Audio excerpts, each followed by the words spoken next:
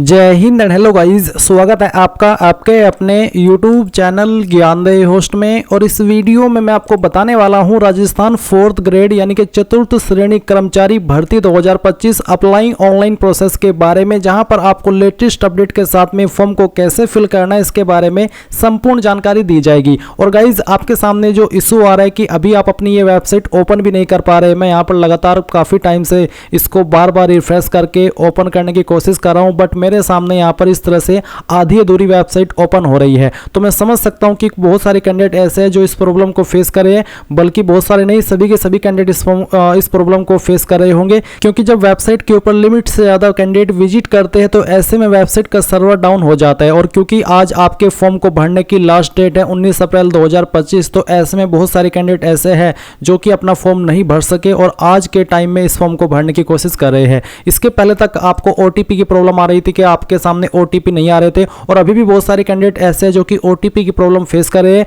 जब तक आप फाइनल वाला OTP नहीं डालते तब तक आपका फॉर्म सबमिट नहीं होता। तो ऐसे में यहाँ पर बहुत सारे कैंडिडेट OTP की वजह से फॉर्म नहीं भर पाए, और वो जब दोबारा से वेबसाइट को ओपन करके अपना फॉर्म फाइनल सबमिट की कोशिश कर रहे हैं तो आपके सामने अब वेबसाइट वाला ये इशू आ रहा है। अब ऐसे में आप क्या कर सकते हैं, और आपके मन में जो सवाल है कि क्या लास्ट डेट आगे बढ़ेगी, तो गाइज अभी तक तो कोई भी ऐसा अपडेट नहीं आया कि आपकी लास्ट डेट आगे बढ़ेगी। अभी ये वीडियो में जो बना रहा हूँ मैं आपको यहाँ पर दिखा दूँ कि किस वक्त बना रहा हूँ। तो मैं यहाँ पर ये वीडियो रिकॉर्ड कर रहा हूँ 11:38 सैटरडे 19 अप्रैल 2025, और अभी तक ऐसा कोई अपडेट नहीं आया है जो राजस्थान स्टाफ सिलेक्शन बोर्ड है इसकी तरफ से कि आपकी लास्ट डेट आगे बढ़ेगी। तो गाइज लास्ट डेट बढ़ने का अभी तक तो कोई अपडेट नहीं है, पर आप चाहे तो अपनी लास्ट डेट आगे बढ़वा सकते हैं। उसके लिए गाइज आपको बहुत सारी मेहनत करनी होगी, बहुत सारी मेहनत। ऐसे नहीं कि आपको कोई पहाड़ तोड़ने, बस आपको यहाँ पर ट्विटर के ऊपर जाना है, और ट्विटर के ऊपर आने के बाद में ये जो ID है आलोक राज, जो कि आपके अध्यक्ष है राजस्थान कर्मचारी चयन बोर्ड के, आपको इनको टैग करते हुए यहाँ पर जो भी आपको इशू आ रहा है उसको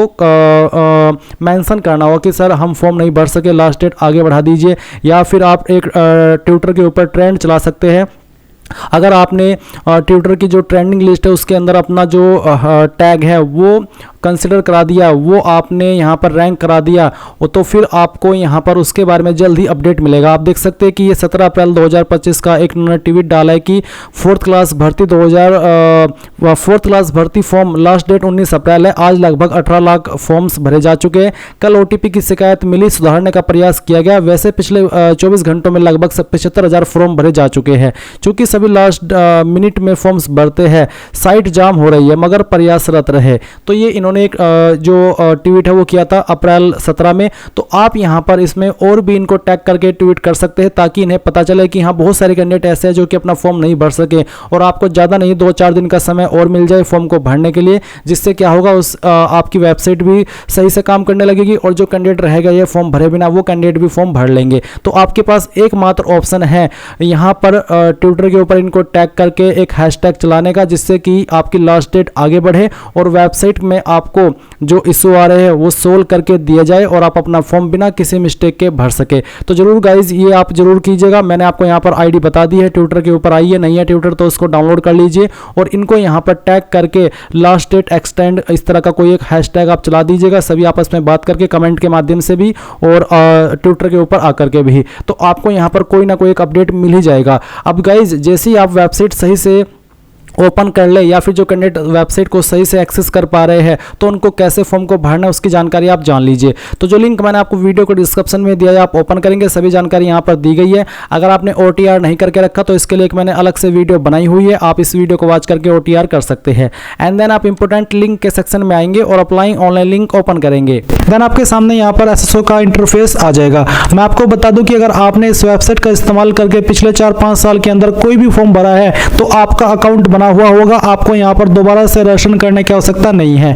आप उसी डिटेल से लॉगिन करेंगे जिसमें कि आपको आपकी SSO ID या फिर यूजर नेम यहाँ पर एंटर करना है, एंड जो आपने पासवर्ड बनाया था वो डालना है। बट गाइस अगर आप आपका पासवर्ड भूल चुके हैं तो आप यहाँ पर I forgot my password click here, इसके सामने क्लिक हियर पर क्लिक करेंगे, एंड देन जो आपकी SSO ID है वो यहाँ पर डालेंगे, जो मोबाइल नंबर या फिर ईमेल ID आपने रजिस्टर की थी वो डालेंगे, एक कैप्चा कोड फिल करेंगे, एंड देन सबमिट के ऊपर आप जैसे ही क्लिक करेंगे तो आपको मैसेज के माध्यम से आपका जो पासवर्ड है वो सेंड कर दिया जाएगा। अगर आप आपकी SSO ID भूले हैं तो आपको यहाँ पर उसको भी रीसेट करने का ऑप्शन दिया है। पर गाइज अगर आप यहाँ पर पहली बार इस वेबसाइट का इस्तेमाल करके कोई फॉर्म भर रहे हैं तो आपको रजिस्ट्रेशन करना होगा। इसके लिए आप यहाँ पर रजिस्ट्रेशन के ऊपर क्लिक करेंगे, फिर आपको यहाँ पर सेलेक्ट करना कि आप इनमें से किस माध्यम से लॉगिन होना चाहते हैं। तो यहाँ पर आपको जन आधार का भी ऑप्शन दिया है और गूगल का भी ऑप्शन है, तो आप यहाँ पर गूगल सेलेक्ट कर लीजिएगा। गूगल सेलेक्ट करने के बाद में आपको आपकी ईमेल आईडी का यहाँ पर इस्तेमाल करना है। कोई भी ईमेल आईडी आप यहाँ पर डालिए एंड द नेक्स्ट के ऊपर क्लिक कीजिए। अब गाइज यहाँ पर आपके सामने कुछ ऐसा इंटरफेस आएगा, जैसे ही आप अपनी ईमेल आईडी एंड उसका पासवर्ड डाल करके लॉगिन कर लेंगे। अब आपको यहाँ पर आपकी SSO ID बना लेनी है। आप अपनी ईमेल आईडी के अकॉर्डिंग जो SSO ID फैच की गई है, अगर यही रखना चाहते तो ये भी रख सकते हैं। अगर आपको इसमें कोई बदलाव करना है तो वो भी आप कर सकते हैं। फिर आपको एक पासवर्ड बनाना है नया, और आपका एक पासवर्ड कैसा होगा वो आप देख लीजिए। पासवर्ड के अंदर इंग्लिश का कैपिटल लेटर कम से कम एक, स्मॉल लेटर कम से कम एक, ज़्यादा कितने भी हो सकते हैं, स्पेशल कैरेक्टर और साथ ही डिजिट का आपको इस्तेमाल करना है। तो कुछ इस तरह का पासवर्ड बनाने के बाद में उसको दोबारा डालेंगे, वेरीफाई कर देंगे, अपना मोबाइल नंबर डालेंगे जो कि आप रजिस्टर करना चाहते हैं, और यहाँ पर ईमेल आपकी ऑलरेडी दी गई है। इसके बाद में आपको रजिस्टर के ऊपर क्लिक करना है। अब गाइज आपके सामने लॉगिन का पेज आएगा, जैसा कि आप यहाँ पर देख सकते हैं। अब आपको यहाँ पर वो आपकी SSO ID डालनी है जो कि अभी आपने बनाई है, या फिर आपका यूजर नेम डालना है, आपका पासवर्ड डालना है जो कि अभी आपने बनाया, ये कैप्चा कोड डालेंगे एंड देन लॉगिन के ऊपर क्लिक करेंगे। अब गाइज आपके सामने यहाँ पर ये अपडेट प्रोफाइल का ऑप्शन आएगा। तो आपको सबसे पहले आपका फर्स्ट नेम एंटर करना है 10th के सर्टिफिकेट के अकॉर्डिंग, फिर आपको आपका लास्ट नेम एंटर करना है। इसके बाद डिस्प्ले नेम अगर आप अपना चेंज करना चाहते हैं तो ये भी आप यहाँ से चेंज कर सकते हैं। फिर आपकी जो डेट ऑफ बर्थ है वो आपको यहाँ पर इस तरह से कैलेंडर के ऊपर क्लिक करके सेलेक्ट कर लेनी है, पहले ईयर फिर मंथ और उसके बाद में डे। देन गाइज यहाँ पर जेंडर आपको सेलेक्ट करना है। अगर आप यहाँ पर नंबर ऐड करना चाहते हैं, आपने नहीं किया तो आप यहाँ पर इसके सेक्शन के ऊपर क्लिक करके अपना नंबर डालेंगे, सेंड OTP पर क्लिक करेंगे तो OTP जाएगा, वो OTP यहाँ पर डाल करके वेरीफाई करना है। ईमेल आईडी भी आप यहाँ पर ऐड कर सकते हैं या फिर चेंज कर सकते हैं। इसके अलावा आपको यहाँ पर पोस्टल एड्रेस में जो आपका प्रेजेंट एड्रेस है वो फिल करना है, और फिर जो आपका पोस्टल कोड है वो भी आपको यहाँ पर डाल देना है। पोस्टल कोड यानी कि जो आपका पिन कोड लगता है वो पिन कोड आप यहाँ पर लिखेंगे। सिटी डिस्ट्रिक्ट कौन सी है वो भी आपको यहाँ पर अपनी एंटर कर देनी है। एंड इसके बाद में गाइस आपकी जो स्टेट है वो भी आपको यहाँ पर सेलेक्ट कर लेनी है। फिर अगर आपकी बहामासा ID है तो वो आप यहाँ पर डाल देंगे, अगर नहीं है तो आप इसको ऐसे ही छोड़ दें। जन आधार ID है तो वो यहाँ पर डाल देंगे, एडिट के ऊपर क्लिक करके, नहीं तो आप इसको ऐसे ही छोड़ देंगे। एंड उसके बाद में अगर आपका आधार ID है तो आप यहाँ पर डालेंगे, कोई ओल्ड SSO ID है तो आप यहाँ पर दे देंगे। एंड उसके बाद में इन सभी जानकारी को चेक करते हुए आप अपडेट के ऊपर क्लिक करेंगे। प्रोफाइल की जानकारी अपडेट करने के बाद में गाइज आपको यहाँ पर लेफ्ट साइड में सिटीजन एप्स G2C इसके ऊपर क्लिक करना है। इसके ऊपर क्लिक करने के बाद आपके सामने ये सभी एप्स आ जाएंगे। आपको यहाँ पर रिक्रूटमेंट पोर्टल सर्च करना है, तो आप यहाँ पर REC लिख दीजिए और जो रिक्रूटमेंट पोर्टल का ऑप्शन है ये आपको टिक करना है। अब गाइज आपके सामने यहाँ पर ऑनगोइंग रिक्रूटमेंट सेक्शन के अंदर सबसे नीचे की तरफ क्लास 4 एम्प्लॉय डायरेक्ट रिक्रूटमेंट 2024 देखने को मिलेगी। आप अप्लाई नाउ के ऊपर क्लिक करेंगे। इसके ऊपर क्लिक करने के बाद में आप यहाँ पर क्लास 4 इसके ऊपर क्लिक करेंगे एंड देन जो आपने OTR के अंदर इन्फॉर्मेशन भरी थी वो आपको रिव्यू करने का मौका मिलेगा। अगर आप OTR के अंदर दी हुई जानकारी को अपडेट करना चाहते हैं, कोई जानकारी आपको लग रही है इनमें से गलत, तो आप अपडेट के ऊपर क्लिक करके अपडेट कर लीजिएगा, नहीं तो आप यहाँ पर प्रोसीड पर क्लिक करेंगे।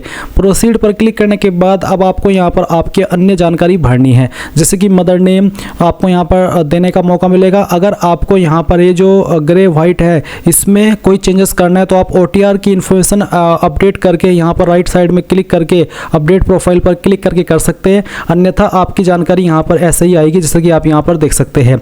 इसके बाद आप यहाँ पर आपकी जो कास्ट कैटेगरी है वो सिलेक्ट कर लेंगे, जो भी आपकी कास्ट कैटेगरी है। मैं यहाँ पर डेमो के लिए फॉर्म को भरा हूँ तो मैंने यहाँ पर ST कैटेगरी सिलेक्ट की है। अब गाइज आप यहाँ पर देखेंगे स्पेशली एबल्ड कैटेगरी, यानी कि अगर आपकी कोई दिव्यांगजन श्रेणी है इनमें से तो आप सिलेक्ट कर लेंगे, नहीं तो आप नॉट एप्लीकेबल के ऊपर क्लिक करेंगे। फिर आप यहाँ पर नीचे की तरफ आएंगे और जो आपकी अन्य इन्फॉर्मेशन है वो भरेंगे, जैसे कि आपका रिलीजन क्या है वो आप यहाँ पर सिलेक्ट कर लेंगे। उसके बाद में मैरिटल स्टेटस आपका क्या है वो आपको यहाँ पर सिलेक्ट कर लेना है। एंड देन आप यहाँ पर फिर नीचे की तरफ आएंगे और देखेंगे आपका मोबाइल नंबर।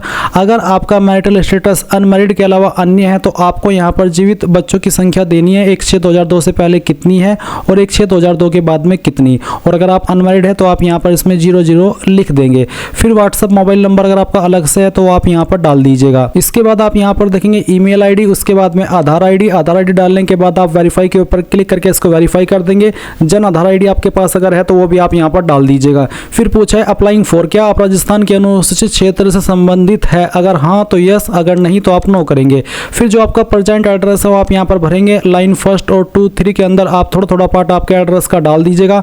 आपकी स्टेट सेलेक्ट कर लीजिएगा, आपकी डिस्ट्रिक्ट, उसके बाद में सिटी विलेज का नाम और आपका पिन कोड, एंड देन आप नेक्स्ट के ऊपर क्लिक करेंगे। इसके बाद में गाइज आपके सामने यहाँ पर पर्सनल डिटेल का सेक्शन आ जाएगा। तो आप यहाँ पर डोमिसाइल डिटेल में सबसे पहले आपकी नेशनलिटी सेलेक्ट कर लेंगे इंडियन, फिर आपकी होम स्टेट आपको सेलेक्ट करनी है, होम डिस्ट्रिक्ट सेलेक्ट कर लेनी है। इसके बाद फिर पूछे settled in India from other country, क्या आप अन्य कंट्री से इंडिया के अंदर सेटल हुए हैं, अगर हाँ तो यस, नहीं तो आप नो करेंगे।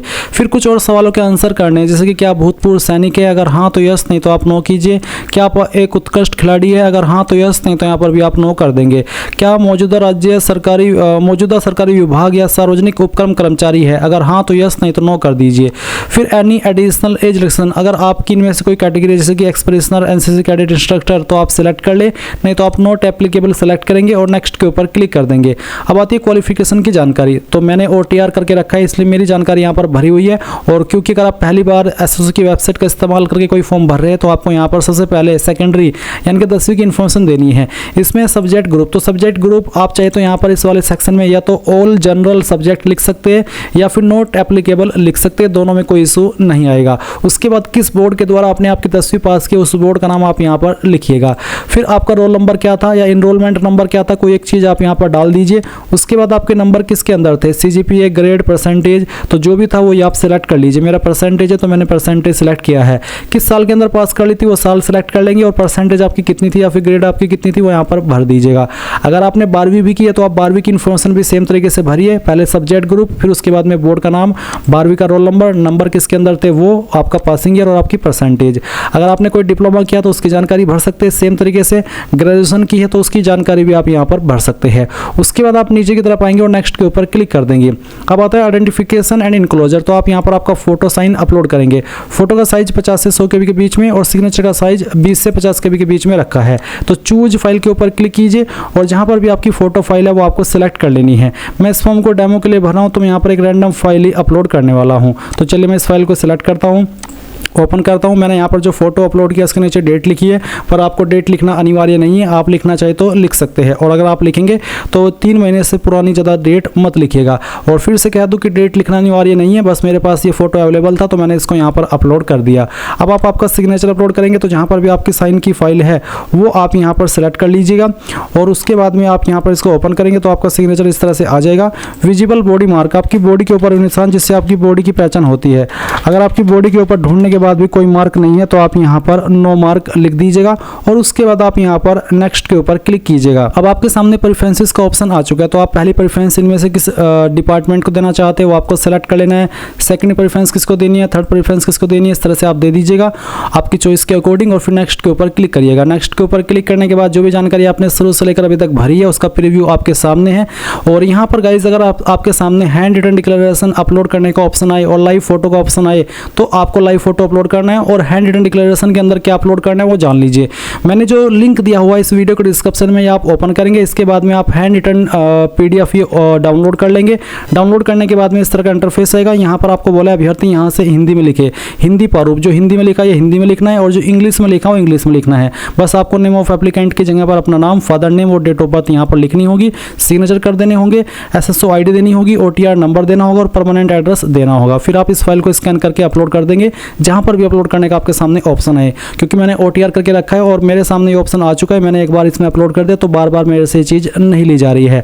अब आप यहाँ पर डिक्लेरेशन के ऊपर टिक करेंगे, फिर उसके बाद आप फाइनल सबमिट के ऊपर क्लिक करेंगे, यहाँ पर टिक करेंगे और सेंड OTP कर देंगे।